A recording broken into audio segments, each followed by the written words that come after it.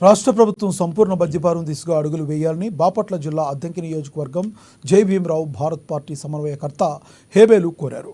అద్దంకిలో ఏర్పాటు చేసిన మీడియా సమావేశంలో ఆయన పాల్గొన్నారు.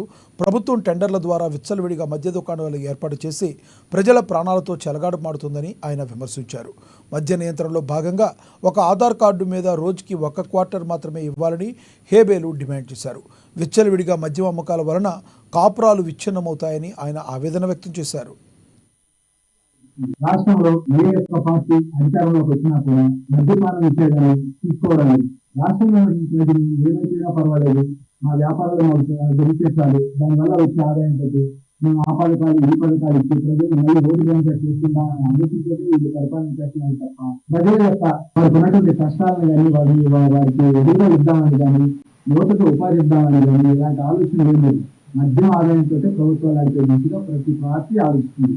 భీమరావు భారత్ పార్టీ సంపూర్ణ మద్యపాన నిషేధం చేస్తున్న ప్రజలు ఎందుకనో ఆదరించలేకపోయారు. ఓకే పర్వాలేదు, కానీ ఈ యొక్క ప్రభుత్వం ఏదైతే ఉందో కూటమి ప్రభుత్వం తక్కువ ధరకే మద్యం ఇస్తాము, నాణ్యమైన మద్యం ఇస్తామని చెప్పేసి అధికారులు, కానీ మద్యం నియంత్రణ దిశగా అడుగు వేయాలని భీమరావు భారత్ పార్టీ తరఫు నుంచి విజ్ఞప్తి చేస్తుంది.